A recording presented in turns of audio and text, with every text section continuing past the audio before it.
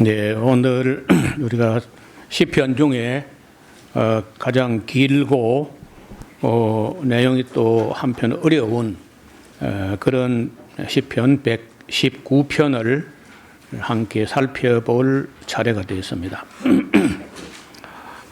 어찌 보면 그저 그 말 갖고 뭐 이렇게 비슷한 말의 반복 갖고 이렇게 되어 있는데 오늘 조금 더 세밀하게 살펴보면은 그 큰 의미를 가진 시편이라 할 수 있습니다.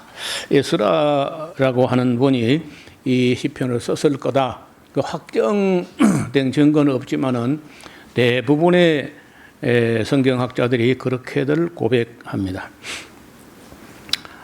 우선 에스라에 대해서 조금 말씀을 드려보면은 이분은 바벨론 포로에서 2차 포로 귀한 인솔자로 그 레위 지파 아론의 자손이고 아론의 16대 손이 되는 정통파 레위 사람이고 또 제사장입니다.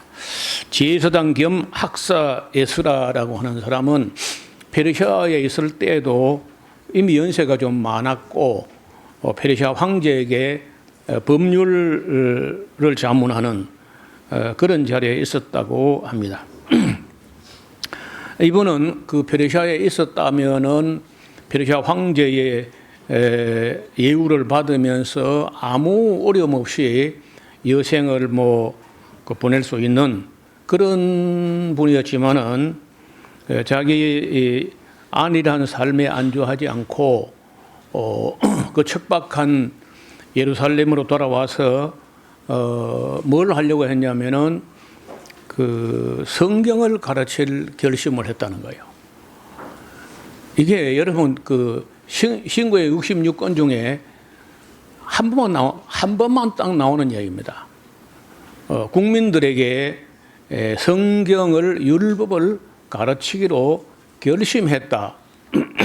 이런 말이 한 번도 없고 딱 그 에스라가 한 번 한 요게 유일한 구절인데 저도 이제 이걸 발견하고 이분을 그 다 따라하거나 하지 못하지만은 흉내라도 내봐야 되겠다. 딴 거 하지 말고 성경 말씀을 가르치기로 결심해야 되겠다. 그런 생각을 하면서 아시는 대로 우리가 에스라 하우스라는 말도 에스라 이름 때문에 또 그가 했던 일 때문에 그 결심 때문에 시작됐습니다. 그래서 다른 사람들에게는 에스라라는 학자가 예사롭게 인식될 수 있지만 저에게는 예수님 다음으로는 에스라가 내 인생에 내 사역에 가장 큰 영향을 미쳤다 이렇게 생각합니다. 이분이 이제 처음에 돌아온 것은 457년에 이제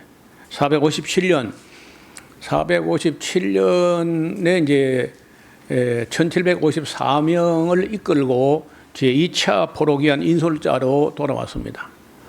왔는데 와서 얼마 안 가서 아주 충격적인 보고를 받게 됐는데 바벨론에서 돌아온 지 한 7, 80년, 8, 90년 지나는 동안에 1차 기한이 536년에 있었고 457년에 돌아와서 보니까 그 사이에 그 유대인들 귀한 공동체 유대인들 중에 지도층 사람들이 전부 다 부인들은 안 따라올라 해서 바벨론에 두고 이 팔레스타인 땅으로 왔단 말이에요. 예루살렘으로.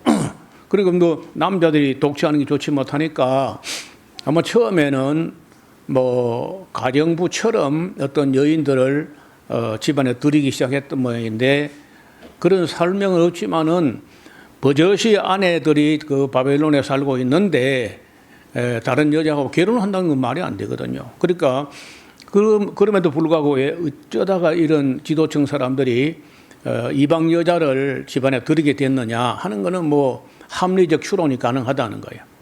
그런데 남자 여자가 다 집안의 문이 닫혔고 둘이 있다 보면 일이 벌어지는데 이게 백성의 두령들이 지도층 사람들이 그 일에 앞장을 섰다는 거예요. 그 에스라가 이걸 듣고 너무 통한이 여겨서 이걸 조사위원회를 구성해가지고 한 3개월 이상 조사를 했더니 엄청나게 많은 지도층 사람들이 전부 다 뭐 너도 나도 심지어 대제사장 여호수아부터 이방 여자를 취해서 물론 뭐 당연히 그 안에는 바벨론에서 안 들어온 거예요. 그래서 에스라가 이 엄청난 소식을 듣고 충격을 받아가지고 조사위원을 구성해서 다 각서를 쓰고 몇 년도 몇 월 며칠까지 그 이방 여자 집에서 내보내라.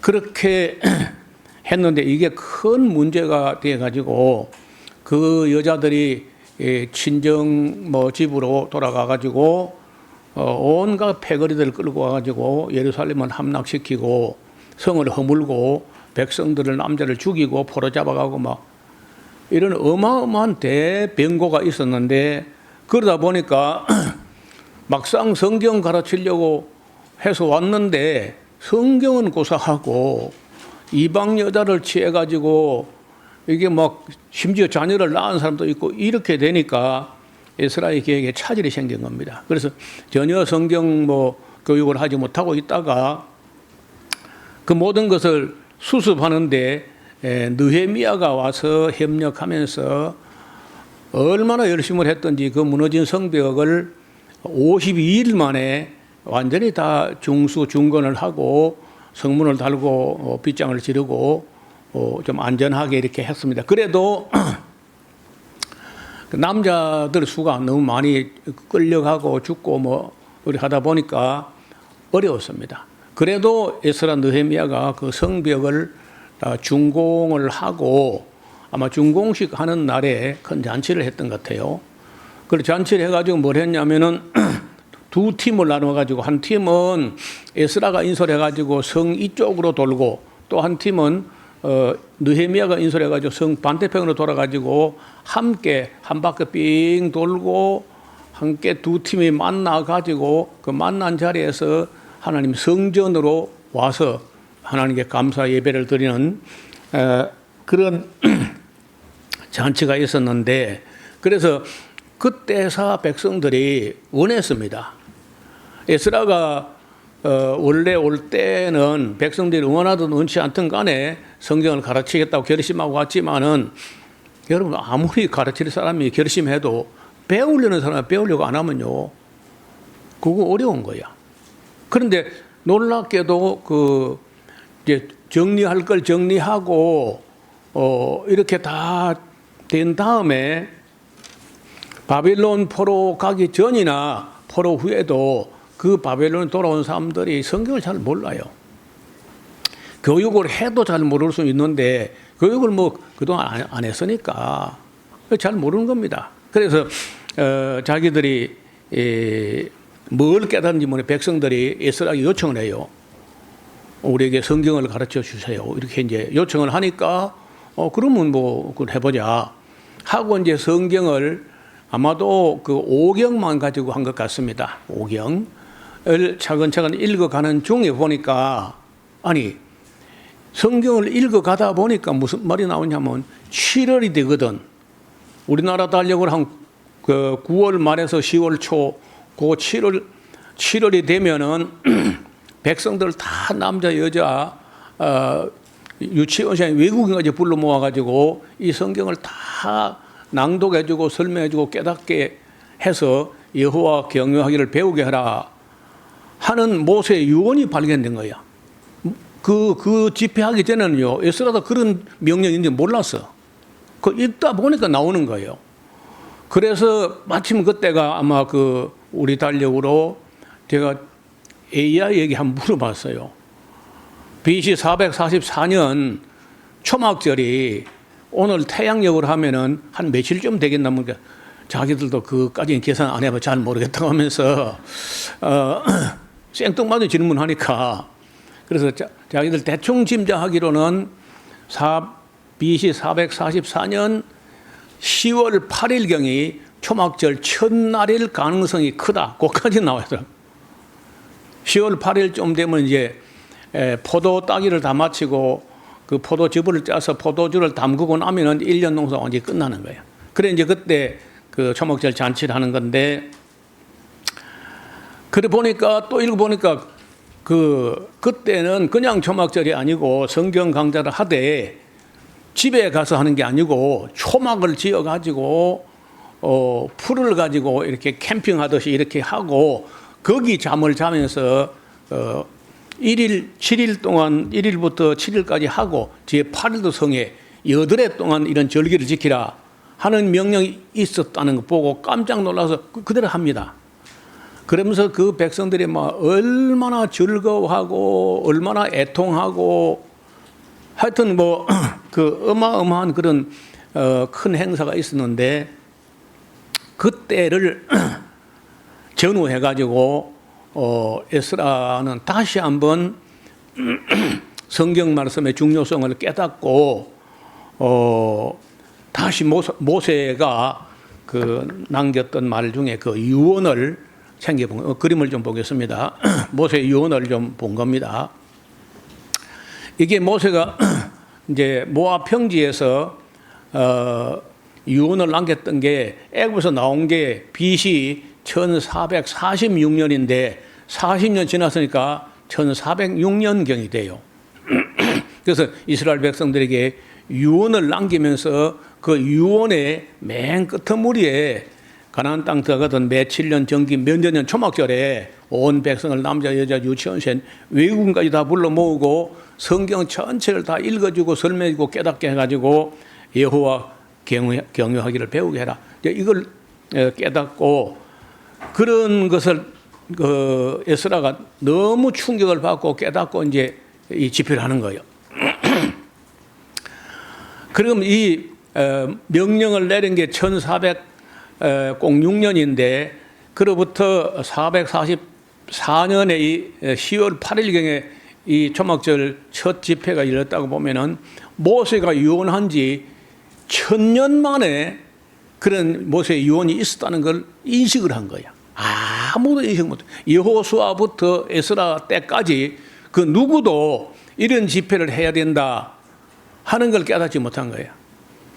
또 지금 우리 온 세계 기독교가 가톨릭 우리 또 개신교 다 합해서 어떤 목사도 7년에 한 번 해도 성경 전체를 다 읽어주고 다 설명해야 된다 이렇게 인식하고 그 유언을 한번 실천해 보려고 시도한 사람도 내가 아는 데는 교회 역사에 없어요. 그래서 제가 이제 조사를 해본 게 여기 보시면 444년이야. 10월 8일경 초막절 첫날이었을 가능성이 큽니다. 1회 동안을 하는데 에스라는 어떻게 하냐면요, 새벽부터 한낮 정오까지만 해. 우리처럼 아침 5시부터 밤 11시까지 하는 게 아니고 그렇게 해가지고 5경을 7일 동안에 다 강의를 했는데 백성들이 다 듣고 통곡을 했다는 거예요. 너무 충격을 받아가지고, 왜냐하면 자기들이 바벨론 가기 이전이나 바벨론 지난 70년이나 그리고 이제 돌아와서 또 79년이 지나갔는데 이걸 자기들 일생이나 역사를 돌아보니까 하나님께서 하지 말라고 골라가면서 다 했고 하라고 한 건 한 개도 안 했거든. 그러니까 이제 우리가 왜 바벨론까지 가서 그 고생을 하고 왔는지 다 알게 된 거야. 그래서 막 울고 뭐 통곡을 하고 이렇게 했다는 건데, 그날로부터 에스라는 한 노래를 가르쳐가지고 노래를 가르쳐서 이 노래를 1절부터 그 22절까지, 그러니까 찬송가 우리 보통 1절, 2절, 3절, 4절 뭐 그렇잖아요. 근데 에스라는 8행으로 8행으로 되어 있는 노래를 22절까지, 그러니까 8절씩 묶어가지고 8절 중에 맨 첫 번째 8절은요 알레프, 영어로 같으면 알파벳 A로 시작. 무조건 한 절을 A로 시작하는 거야. 알레프로. 그다음에 그다음 8절은요. 베트. 알레 베트 기멜 달렛 해 바우자인 그 히브리 알파벳을 가지고 8절씩 다 그 머리 글자를 갖다가 알레프 베트 기멜 달렛 이렇게 이제 해가지고 아주 기획적으로 곱하기 8절 곱하기 22절 하면요 176절이 되는 거라. 그래서 이 시편 119편이 176절까지 나와 있습니다. 우리말로 번역을 해보니까 그런 그 답간체로 앞에다가 그 알파벳 순서로 한 그 다 없어져 버리고 의미는 전달됐지만은 에스라가 계획했던 모양은 다 흑헌이죠. 우리가 문법이 다르기 때문에 어떻든 이 에스라가 여기 그림을 보시면 특별히 지은 나무 강단에서 백성들 지도청을 다 모아놓고 이제 성경을 낭독을 하는데 사실은 이렇게 한 게 아니고 히브리어로 에스라가 읽으면은 누군가가 또 아람어로 통역을 해가지고 그러니까 읽고 통역하고 그다음에 설명하고 그리 하다 보니까 오경을 가지고 하는데 아침부터 정오까지 해가지고 7일이 꼬박 걸렸다는 거예요. 어떻든 이것이 모세가 유언을 남긴 지 1000년 만에 겨우 한 번 이루어졌던 그 어마어마한 집회야. 모든 성경 강자의 그 효시, 그 원초의 모델이 이 성경 강자야. 지금 뭐 제가 하는 에스라 성경 강자도 물론 우리는 뭐 5경만 하는가 66권을 다 하는데 이 큰 틀에서 우리가 모양을 이렇게 벤치마킹을 한 것은 에스라가 했던 그걸 따라 해보자는 거예요. 물론 뭐 저 같은 사람이 뭐 그런 실력이 있어 에스라만큼 그렇지 못하지만 어떻든 그래도 우리는 66권을 다 하잖아요. 이것이 이제 올해가 47년 47년째가 됐는데 48년째구나. 2년을 더 지나가지고 그 2027년 8월 22일이 되면요 만 50년이 됩니다. 딱 반세기를 이어오게 된 건데 저 생각에는 50주년 될 때까지 제가 뭐 하나님 허락하실지는 모르나 그래 허락하시면은 그때는 우리 성도들이 한번 대형 버스를 대절내 가지고 8월 22일 전후로 그 처음 일어났던 그 순두리로 한번 나들이를 갈까 생각해요. 제가 30주년 때 한번 대형 버스를 내 가지고 우리 강사들하고 그 순두리 올라갔던 적이 있습니다. 어떻든 모세가 그 유언하고 1000년 만에 에스라가 이 성경 강좌를 했는데 이 어마어마한 일을 기독교나 가톨릭이나 교회가 이걸 인식하고 야 이걸 본받아서 우리도 해보자. 왜 그 생각을 아무도 안 했을까? 난 두 가지가 아주 그 궁금하고 의아스러운데 여호수아가 왜 안 했으며 여호수아 이후에 사무엘은 말할 것도 없고 지금까지 목사들 신학자들이 왜 그렇게 할 생각 안 했을까? 내가 해보니까 이거보다 더 알차고 더 건전하고 더 완전한 집회는 없어요. 있을 수가 없는 거라. 가장 좋은 방법인데 그건 안 했다는 거죠. 여러분 아직도 우리 성도님 중에 이 성경 강좌 참여 안 한 분이 들어 있을 줄 알고 있습니다. 아직 안 해보신 분은요. 금년 7월 28일인가 있고 그다음에 추석 집회가 혹 있을 것이고 내년 그내년 아마 그 제가 80 넘어서까지 이런 집회를 또 할 수 있다고는 보지 않습니다. 힘에도 붙이고 그래서 한 번도 아직 못 들어보신 분들 같으면요 꼭 한번 들어보시면 좋겠어요. 와서 앉아있기 힘들면요 누워서 들어도 괜찮아. 내 자리에 펴놓을 테니까 누워서라도 한번 들어봐야 돼. 이게요, 부분적으로 듣던 거하고 창세기부터 계시록까지 스트레이트로 쫙 한 번에 듣는 건 큰 차이가 납니다.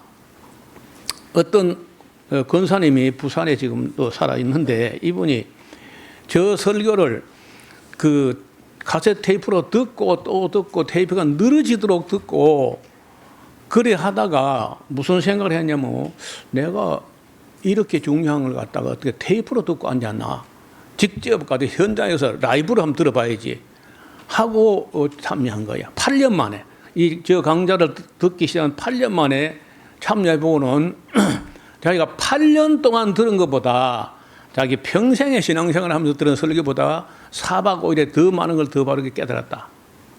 그 권사님이 황미영 권사라는 분이 늘 여기 와서 봉사하고 했던 분이죠. 그래서 이게 단번에 들어보는 거하고 찔끔찔끔 한 주일에 한 번씩 나와서 이게 차이가 많이 납니다. 그래서 그것도 단번에 끝까지 들어보는 것도 한 번 갖고는 어렵습니다. 한 번 들어 어렵고 몇 번, 적어도 대여섯 번을 이렇게 들어보면은 그 노목사가 왜 저걸 가지고 저렇게 애를 태우나, 하나님께서 왜 또 모세가 또 왜 그런 방법으로 하라 했을까, 이런 게 다 보이고 들리고 한다는 거예요. 모세가 이렇게 유언을 하라 했던 건데 신명기 31장 9절 13절에 모세가 이 율법을 써서 여호와의 언약궤를 메는 레위 자손 제사장들과 이스라엘 모든 장로에게 주고 그들에게 명하여 이르기를 매 7년 끝에 곧 정기 면전이나 초막절에 온 이스라엘 네 하나님 여호와 앞 그 택하신 곳에 모일 때에 이 율법을 낭독하여 온 이스라엘로 듣게 할지니 곧 백성의 남 여와 유치와 네 성 안에 우가는 타국인을 모으고 그들로 듣고 배우고 네 하나님 여호와를 경외하며 이 율법의 모든 말씀을 지켜 행하게 하고 또 너희가 요단을 건너가서 얻을 땅에 거할 동안에 이 말씀을 알지 못하는 그들의 자녀로 듣고 네 하나님 여호와 경외하기를 배우게 할지니라. 요 9절부터 13절까지 있는 요 9절 요 하나를 아무도 그 중요성을 인식하지 못하고 그거는 뭐 이스라엘 백성에게 모세가 명한 거지 우리하고는 상관없다, 이러고 안 본 겁니다. 그런데 이걸 나와 같이 해본 사람들은요, 이보다 더 중요한 지표는 없다, 또 이보다 더 효과적인 방법도 없다는 거예요. 여러분, 이 모세의 유언이 잊혀졌다는 겁니다. 모세의 유언은 여호수아가 실천해야 했던 말씀인데 안 했어. 모세의 유언을 사무엘도 해야 되는데 안 했습니다. 모세의 유언을 다윗이나 솔로몬도 안 했습니다. 그 모세의 유언을 엘리야, 엘리사도 전혀 인식하지 못했어. 이사야, 예레미야는 물론 말라기까지 아무도 인식 못했습니다. 유일하게 에스라와 느헤미야 시대에 딱 한 번 실천했는데 바리새인들, 율법학자들이 인식하지 못했고 교부들 아무도 못했어요. 종교개혁자 루터나 칼빈도 아무도 인식하지 못했고 한국교회 말씀을 중시한다고 하지만 아무도 관심을 기울이지 않았습니다. 동양이나 서양은 물론 보수나 진보 아무도 관심을 가지 않았어요. 1977년도 8월 20일 월요일에 우리는 21명이 지리산 순두류에 모여가지고 이런 강좌를 하라고 한 말이 있는지 몰랐어요. 너무 교회에 갔는데 성경을 여기 했다 저기 했다 앞에 했다 신약했다 구약했다 하니까 알 수가 없어요. 그 읽어주고 설명하고 뭐 반짝반짝 좀 하다가 끝나고 이래 거니 평생 50년 70년 교회 다니도 성경 안 나온 거짓말입니다. 그래서 그 전기도 없는 데서 했기 때문에 낮 시간에 태양빛을 의지해 가지고 읽으니까 그 월요일 오후 2시부터 토요일 오전 10시까지 해 가지고 겨우 구약을 다 읽었어요. 그래서 얼마나 감격했던지 다 통곡을 하면서 울고는 읽고 전도사들이 많고 하니까 빨리 교회로 가야 되는데요. 교회로 간 게 아니고 지리산 중턱에서 지리산 천안봉 올라갔어요. 너무 감격하고 감동이 돼가지고 만약 그때 우리 믿음 같으면요, 뭐 믿음이야 했다 뭐 수준이 그렇지만은 얼마나 충만해졌는지 지리산이 들려서 남의 바다에 빠지라면 산이 움직일 것 같은 그런 충만함이 막 얼마나 그 감격하고 감동했던지 다 울었거든요. 그래서 그날 이후로 한 해 한 번씩 여름 방학 때마다 올라오자 했다가 여름 방학까지 기다리지 못해요. 또 읽어보고 싶어가지고. 그래서 겨울 방학에 또 하고 이제 한 해 2번 하다가 3번 하다가 4번 하다가 코로나 이전까지는요 한 해 12번씩 13번씩 했습니다. 그래 하다가 이제 지난번까지가 350회가 끝나고 이번 7월 28일부터 하는 집회가 28일인가 26일인가 351회가 됩니다. 그 장소를 잠깐 보시면은 앞을 보세요. 30년 만에 우리가 올라가 봤거든요. 에스라 성경 강좌 30년 만에 30년 기념으로 기념식을 하면서 올라갔는데 이 건물이 여기 전기도 없고 깜깜하고 창문 해야 요거하고 두 개인데 이쪽으로 빛이 들어오기는 해도 어두컴컴해요. 이쪽에 있는 이분이 요 밑에 있는 단성교회 장로님인데 저하고 나이 동갑이고 성경학교 동기야. 곽병철 장로라고. 이분 아버님이 그 광말수라는 장로님인데 그 해방 내지는 그 6.25 전쟁 뭐 이럴 때 그 구호 물자가 교회로 와가지고 이걸 막 나누어지고 하면서 단성교회가 시작된 거예요. 저하고 이제 둘이 이렇게 나라에 있었지만은 이분도 성경학교 출신, 저하고 같이 성경학교 했는데 이분은 1회 성경 강좌 때 참여 안 해서 준비하느라고 왔다 갔다 하면서 그래 목사가 안 됐고 그 안에서 성경 읽었던 사람들은요 모조리 목사가 다 됐어요. 21명이. 중학생 하나가 있어요. 중학생도 구세군 교회 목사가 됐더라고. 아니면 이제 어떤 부인들은 여자 전도사, 여자 목사, 아니면 목사 사모가 되거나 이렇게 돼서. 그래서 놀랍게도 군인들이 지리산에 빨치산 잡는 군인들이 아마 여기에 주둔하다가 철수할 때 산주가 되었던 이 곽병철 장로가 그거 때려 부수지 말고 좀 두고 가시라. 우리 염소 목장하게. 그래가지고 그 1회 하고 나서 다시는 못 가보고 30년 만에 올라갔는데 건물이요 고스란히 보존되어 있어요. 여기 기념관을 지어야 되지 않나 그런 생각이 듭니다. 여기가 지금 중산리 버스 정류소인데 꼬불꼬불한 길로 이렇게 올라가 가지고 여기가 평평하고 꽤 넓어요. 이 곽병철 장로 개인 임야인데 지금 경상남도에다 기증을 해가지고 자연학습원이라는 시설이 들어서 있습니다. 경치도 좋고 하루 1일 관광 코스로 갔다 올 만한 우리가 뭐 대형 버스를 내가 좋지만은 여기 있는 법계사에서 운영하는 25인승 버스가 하루에 한 7-8차례 정도 왔다 갔다 해요.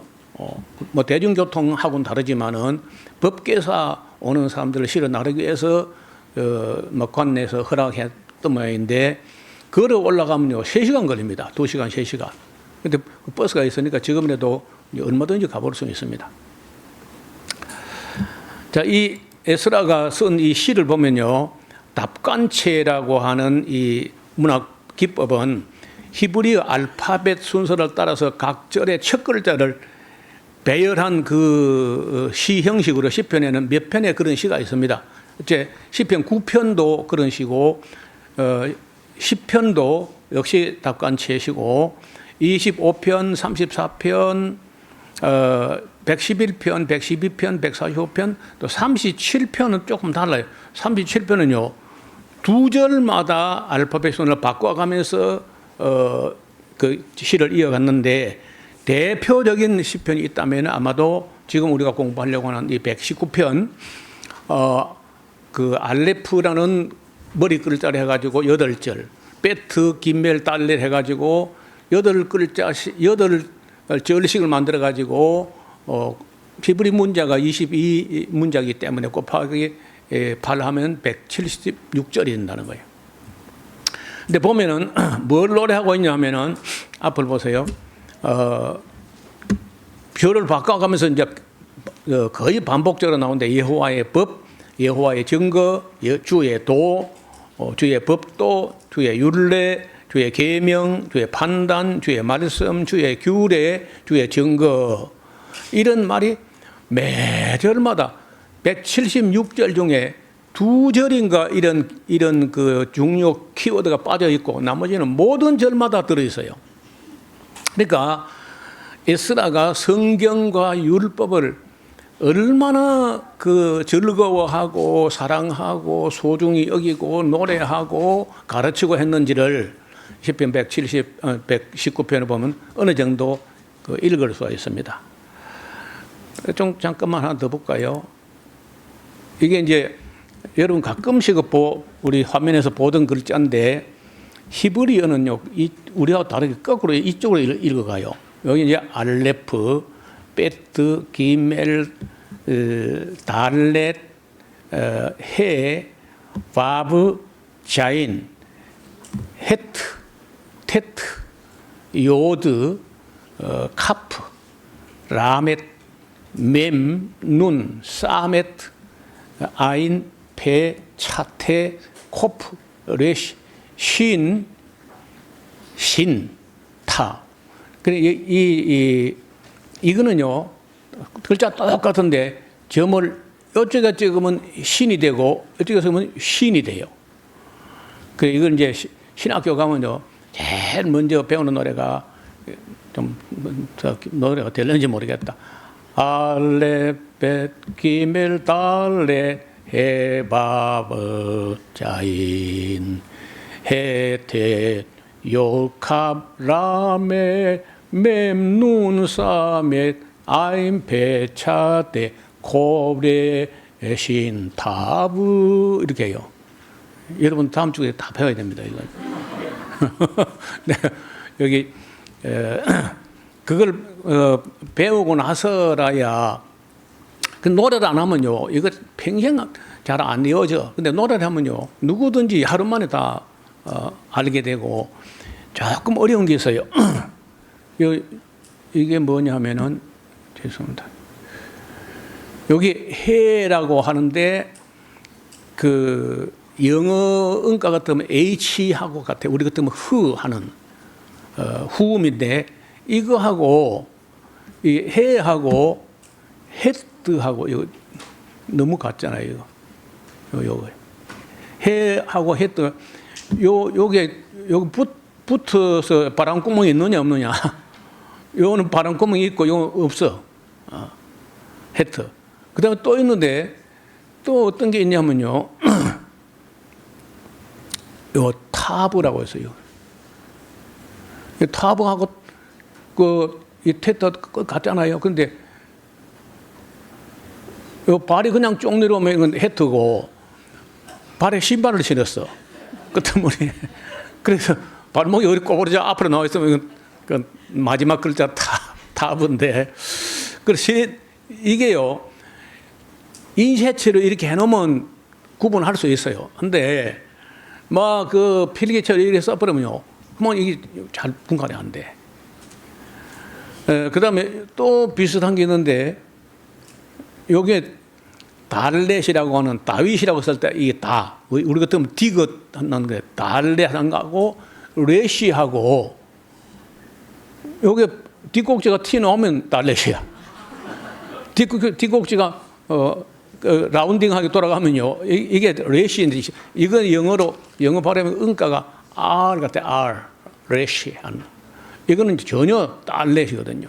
그리고 이 뒷꼭지 언제 신경 써? 그 어려운 거요.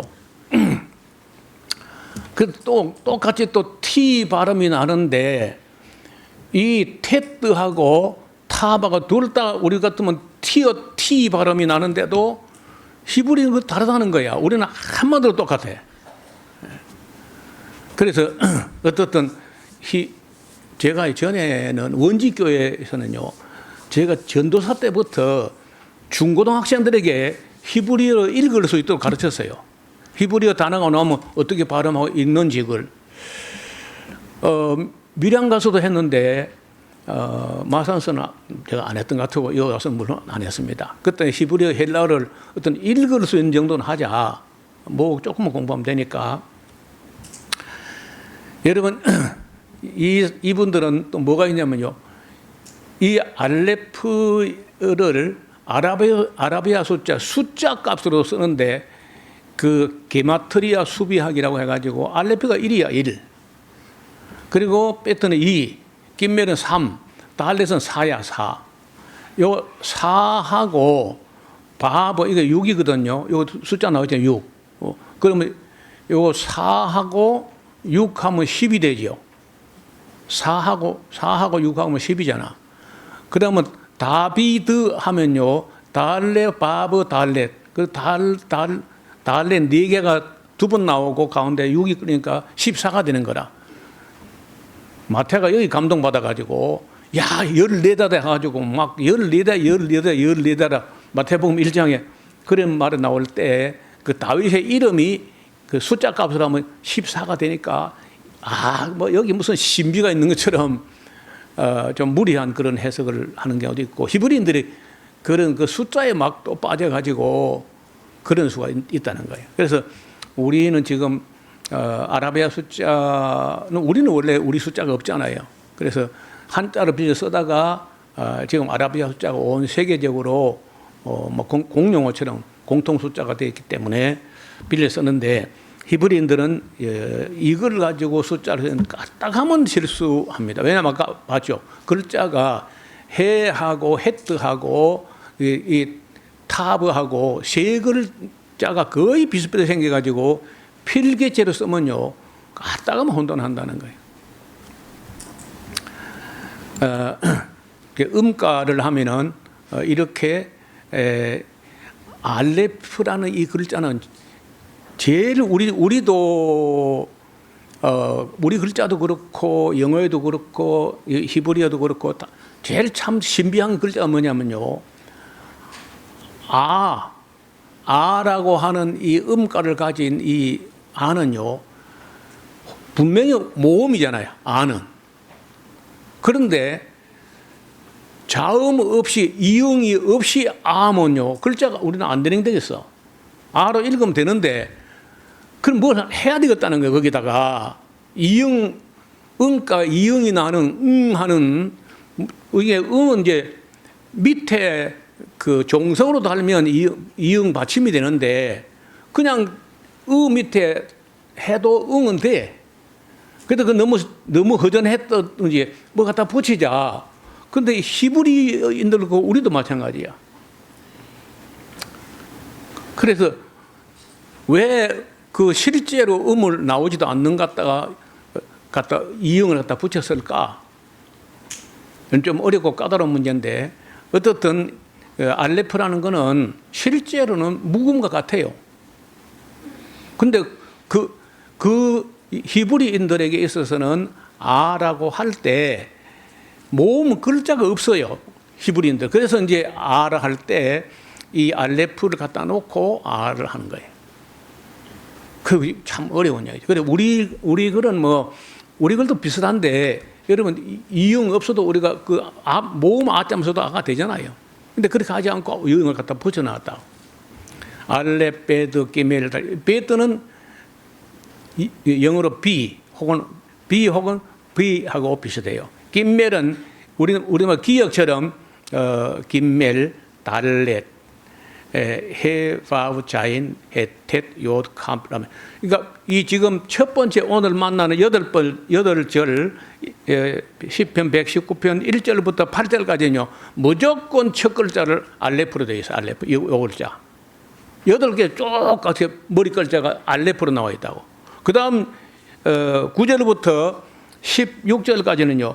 전부 빼트로 시작해. 전부 다 모든 절마다 이렇게 이제 되어 있는 시편이 답간체시고 그 중에 대가가 에스라가 이렇게 길고 놀라운 노래. 그 노래의 총 주제는 여호와의 율례와 규례의 법도 율법이 율법. 그러니까 오경에 있는 이 말씀을 에스라가 얼마나 사랑했는지를 우리가 이 시편 공부하면서 느낄 수 있을 걸로 봅니다.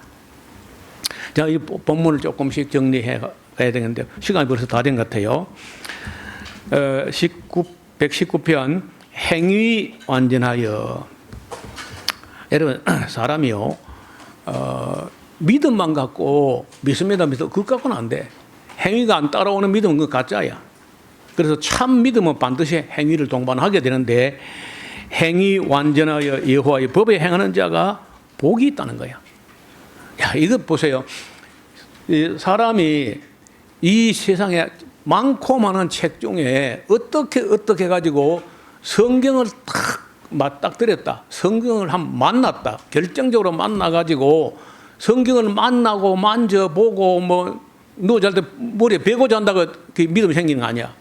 그 안에 있는 진리의 말씀에 감동이 되고 인식이 되고 거기에 충격을 받고 그 성경적 세계관 가치관이 형성되어 가지고 그대로 배워서 살아야 되겠다 하는 데까지 가는 거는요 이게 별개의 문제입니다. 그래서 그냥 행위가 그냥 완전한 게 아니고 여호와의 법을 쫓아서 행하는, 그래서 행위가 완전케 된 사람은 정말 복 있는 사람이다. 정말 복 있는 사람이죠. 이런 사람이 저는 볼 때 그리 많지 않다고 봐요. 여호와의 증거의 말씀을 가지고 전심으로 여호와를 구하는 자는 역시 또 복이 있다. 실로 저희는 불의를 행치 아니하고 주의 도를 행한다. 여러분, 이 하나님 말씀을 진심으로 깨닫고 그걸 가지고 그걸 따라 살려고 하는 사람은요, 불의를 행할 수가 없어요. 어떻게 불의를 행하겠어요? 양심에 끌려서 계속 자기 속에 있는 그 말씀이 계속해서 지적을 한다, 우리 양심을. 주께서 주의 법도로 명하사 우리로 근실히 지키게 하셨나이다. 내 길을 굳이 정하사 주의 율례를 지키게 하옵소서. 내가 주의 모든 계명에 주의할 때는 부끄럽지 아니하리이다. 내가 주의 의로운 판단을 배울 때에는 정직한 마음으로 주께 감사하리이다. 내가 주의 율례를 지키오리니 나를 아주 버리지 마옵소서. 여기까지가 이제 알레프로 시작하는 8절입니다. 8절로 묶어진 한 절이 한 절, 노래 한 절. 두 번째 소절이 9절부터인데 빼뜨려 시작합니다. 청년이 무엇을 가지고 그 행실을 깨끗게 하리까? 주의 말씀을 따라 상가는 길밖에 없습니다. 여러분, 청년 때는 욕망도 있고 야망도 있고 정욕도 있고 욕정도 있고 별별 시험거리가 많아. 그런데 제가 제 나이를 보니까 70세를 넘어서 75세쯤 되니까 욕망이나 야망이나 욕정이나 이런 것들이 한풀 가신 것 같아요. 그런데 그거는 이제 사실 공자님 같은 분도 70이 넘었을 때는 마음 내키는 대로 행동을 해도 법도를 어긋나거나 하는 일이 없었다, 이런 말을 하는데, 제가 그 말에 굉장히 충격을 받아가지고 고민하다가 더 이상 고민 안 하고 이제 전도자를 만나서 예수님 믿게 됐는데, 청년들은 그렇게 어렵죠. 청년들은 꿈도 많고 욕심도 있고 욕정도 있고 정욕도 있고 별게 시험이 많아. 그럴 때 청년을 어떻게 경건하게 할 수 있겠느냐? 하나님 말씀을 따라 상가는 길밖에 없다. 내가 10절 전심으로 주를 찾아 싸우니 주의 계명에서 떠나지 말게 하소서. 내가 주께 범죄치 아니하려 하여 주의 말씀을 내 마음에 두었나이다. 찬송받으실 여호와여, 주의 율례를 내게 가르치소서. 주의 입의 모든 규례를 나의 입술로 선포하였으며 내가 모든 재물을 즐거워한 같이 주의 증거의 모든 도를 즐거워하였나이다. 얼마 전에 어떤 분이 무슨 최근에 읽은 책인데 지금 이름이 기억이 안 나요. 이게 부자야. 부자인데 이 부자로 살다가 부자로 죽으면은 천국 못 간다. 이렇게 생각하고 나는 절대로 부자로 살고 재산이 많아진 건 사실이지만 부자로 사는 건 부자로 살았다 할지라도 죽는 거는 부자로 죽을 수는 없다. 그러면서 자기 모든 재산을 다 떨어서 이 공익 사업에 내놓는. 그때 제가 이제 우리 재단법인 에스라 성경을 만들고 있는 그 도중에 그런 어떤 글을 읽었어요. 그렇지, 우리도 부자로 살아서도 안 되고 부자로 죽어서도 안 된다. 근데 사람들이 얼마나 다 세상 모든 사람들이 재물, 재산 이걸 다 좋아하는지. 그러니까 그걸 최고로 다 좋아하기 때문에 여기 내가 모든 재물을 즐거워함 같이 주의 증거의 도를 즐거워하나이다. 재물로 내가 볼 때 에스라는 재물보다 더 주의 도를 즐거워한 거예요. 내가 주의 법도를 묵상하며 주의 도에 주의하며 주의 윤례를 즐거워하여 주의 말씀을 잊지 아니하리다. 주의 종을 후대하여 살게 하소서. 그리하시면 주의 말씀을 지키리이다. 내 눈을 열어서 주의 법에 기이한 것을 보게 하소서. 저도 성경 공부를 하는 중에 이 어떻게 지금부터 3,400년 전에 이런 말씀이 있었나 하고 주의 말씀에 기이한 걸 참 저 생각이면 몇 번 만났던 것 같아요. 그러니까 지금까지 그 50년이 다 돼 가도록 다른 길 걸어가지 않고 오직 성경 말씀을 전하려고 노력하는 거죠. 나는 땅에서 객이 되어 사오니 주의 계명을 내게 숨기지 마소서. 주의 규례를 항상 사모함으로 내 마음이 상하나이다. 교만하여 저주를 받으며 주의 계명을 떠나는 자를 주께서 꾸짖으셨나이다. 내가 주의 증거를 지켜 싸우니 회방과 멸시를 내게서 떠나게 하소서. 방백들도 앉아 나를 회방하여 싸우나 주의 종은 주의 윤례를 묵상하였나이다. 주의 증거는 나의 즐거움이요 나의 모산이다. 내 영혼이 진토에 붙어 싸우니 주의 말씀대로 나를 소성케 하소서. 내 주의 행위를 고함에 주께서 내게 응답하였으니 주의 윤례를 내게 가르쳐서 나로 주의 법도의 길을 깨닫게 하소서. 그리하시면 내가 주의 기사를 묵상하리다.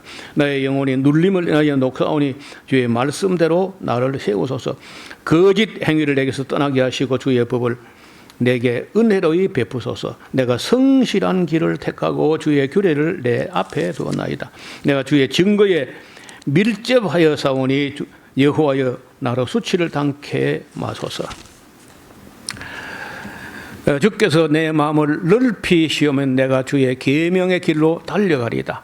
여호와는 주의 윤례의 도를 내게 가르치소서. 내가 끝까지 지키리다.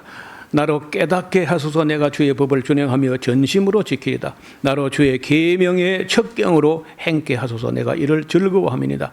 내 마음을 주의 증거로 향하게 하시고 탐욕으로 행치 말게 하소서. 자, 사람이 항상 이 두 가지 길, 탐욕의 길로 가느냐 아니면은 진리의 길로 가느냐. 내 눈을 돌이켜 헛하는 것을 보지 말게 하시고 주의 도에 나를 소성케 하소서. 주를 경외케 하는 주의 말씀을 주의 종에게 세우소서. 나의 두려워하는 해방을 내게서 떠나게 하소서. 주의 규례는 선하심이니이다. 내가 주의 법도를 사모하여 싸우니 주의 의에 나를 소성케 하소서. 여호와의 주의 말씀대로 주의 인자하심과 주의 구원을 내게 임하게 하소서. 그리하시면 내가 나를 해방하는 자에게 대답할 말이 있사오리니 내가 주의 말씀을 의뢰함이니이다. 진리의 말씀이 내 입에서 조금도 떠나지 말게 하소서. 내가 주의 규례를 바랐습니다. 내가 주의 율법을 항상 영원히 끝없이 지키리이다. 내가 주의 법도를 구하여 싸우니 자유롭게 행복할 것이며 또 열왕 앞에 주의 증거를 말할 때 수치를 당치 아니하게 싸우며 나의 사랑하는 바 주의 계명을 스스로 즐거워하며 또 나의 사랑하는 바 주의 계명에 내 손을 들고 주의 윤례를 묵상하리다. 주의 종에게 하신 말씀을 기억하소서. 주께서 나로 소망이 있게 하셨나이다. 이 말씀은 곧 나의 곤란 중의 위로라. 주의 말씀이 나를 살리셨음이니이다. 교만한 자가 나를 심히 조롱하였어도 나는 주의 법을 떠나지 아니하였나이다.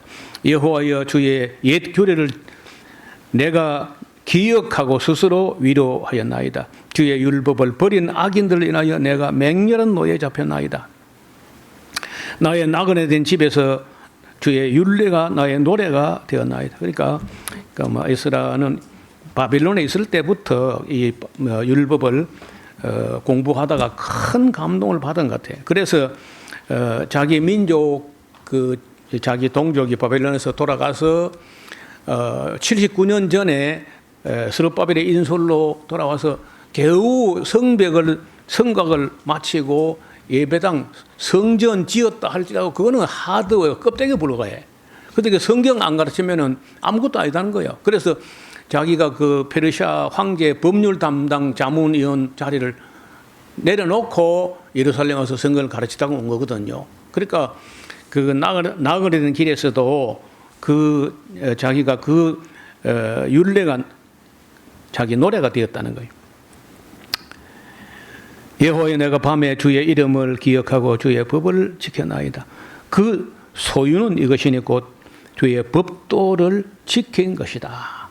자기는 자기에게 남은 유산, 남은 인생을 살고 남은 게 뭐냐? 뭐 돈이나 명예나 이런 게 아니라 주의 율법을 지킨 자기 삶이 남아있다. 이렇게 아마 노래했던 것 같습니다. 57절 이하는 다음 시간에 같이 보겠습니다.